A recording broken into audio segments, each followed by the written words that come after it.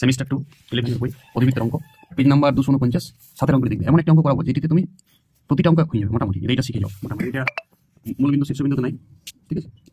তো এটা দেখো তুমি দেখো সব অঙ্ক কি করে দেখো এখানে একটা ছক দিয়ে আছে এই ছক এই ছকটা তুমি স্টেপল করবে এই ছক কোনো কাজ দেবে যদি তোমার এই ছকটা দেখে অঙ্ক করতে হয় অধিবৃত্ত তারপরে তুমি অধিবৃত্ত শিখো ছক কোনো কাজ দেবে না অধিবৃত্ত এই ছকটা বেকার এই ছকটা মানে বেকার বুঝছো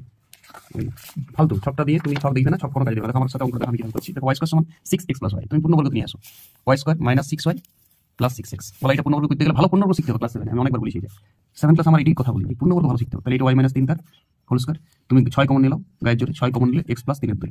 চলো অধিবৃত্ত 4 তো বার করতে হবে এই ডিজাইনে তোমাকে আনতেই হবে 4 * 6 এর 4 মানে 3 এর 2 x + 3 এর 2 এবার অধিবৃত্ত ছবি হলো দেখো y স্কয়ার সমান 4ax টাইপের আমরা অধিবৃত্ত এই দিকে আসছে প্রপার ছবি ছবির উপরই সমান করব আমি আর ডিটেইলসে করব দেখছো এই দিকে ছবি হবে শীর্ষবিন্দু তুমি আগে দেখো বলো শীর্ষবিন্দু কত শীর্ষবিন্দু খুব ইম্পর্টেন্ট অধিবৃত্তের বলো -3 এর 2, 3 তাহলে শীর্ষবিন্দু বুঝে গেছো অধিবৃত্তের ডিজাইন বুঝি -3 এর 2 মোটামুটি 1.5 থেকে একটু বেশি আর 3 মানে হাইটে আর অধিবৃত্তটা এইটা অধিবৃত্তের হবে অক্ষটা x অক্ষের সমান্তরাল এইটা হচ্ছে আমার -3 এর 2 এটা শীর্ষবিন্দু 3 তাহলে এইখান থেকে কিছু দূরে আছে নাভি আমি নাভি এখন জানি না কত আছে নাভি বিন্দু বের করছি শর্ট করে তিনটা বিন্দু খুব ইম্পর্টেন্ট বলো নাভি বিন্দু এটা তো 3 হবে নাভি বিন্দু কোটিটা 3 হবে শিওর কারণ এই থেকে হাইটটা 3 যাও সবথেকে এটা কত হবে -3 এর 2 এর মানটা খুব ইম্পর্টেন্ট এর মান 3 এর 2 তাহলে 3 এর 2 কম সেখানে তাহলে এটা কত হচ্ছে বলো -3 এর 2 অলরেডি ছিল তাহলে 0.3 এর 2 তাহলে নাভিটা পেয়ে গেলে 0.3 এর 2 অর্থাৎ y অক্ষর উপরেই নাভিটা আছে 0.3 তাহলে নিয়ামক বিন্দু কত বার করতে বলুক বা না বলুক এগুলো সব বার করবে তুমি পরে অঙ্ক দিবি কি বার করতে বলেছি আমি তো সব বার করব নিয়ামক বিন্দু এখান দিয়ে যাবে তাহলে এটা অলরেডি -3 এর 2 আরো -3 এর 2 মানে -3 হাইটটা তো চেঞ্জ হবে না তাহলে এইটা 0.3 এটা -3.3 নিয়ামক সমীকরণ কোন অক্ষের সমান্তরাল আছে y অক্ষের তাহলে x সমান 3 এটা নিয়ামক সমীকরণ এটা নিয়ামক বিন্দু বুঝতে পারছো তো এবার দেখো নাভিলম্বের দৈর্ঘ্য 4 বরাবর নাভিলম্বের দৈর্ঘ্য এটা নাভিলম্বের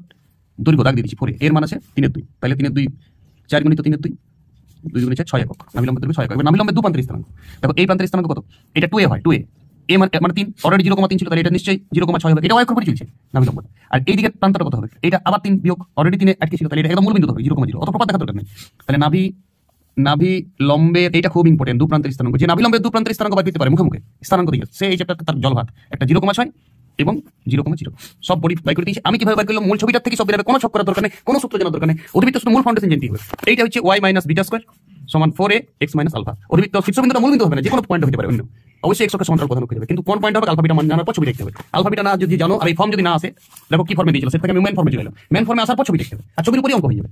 ছবির উপরই যত কিছু বের করতে বলো সব ছবির উপর যদি তুমি শিখেছো তো এইটাই প্রসেস শুধুমাত্র এর ক্রসিং আর যদি আলফা বিটা 0 হয় তাহলে তো সোনাই তাহলে তো তোমার মূল শীর্ষবিন্দু 0.0 শীর্ষবিন্দু যদি মূল বিন্দু হয় তাহলে দেখারই দরকার নেই আলফা বিটা 0 তাহলে তো ভাবারই দরকার নেই মুখোমুখি হবে তাহলে তো এমসিকিউ এক নম্বরের আর যদি এইটাতে সর্বোচ্চ অধিবৃত্ত সবথেকে ডেঞ্জারাস অঙ্ক আর কিছু প্রপার নিয়মের অঙ্ক আছে সেগুলো আমি আসবো অধিবৃত্ত এই দুটো অঙ্ক করলে অধিবৃত্ত সেন্টেন্স হয়ে তারপর শুধু তুমি প্র্যাকটিস করো কনফিডেন্স পাওয়ার জন্য ওকে ভালো থাকো সবাই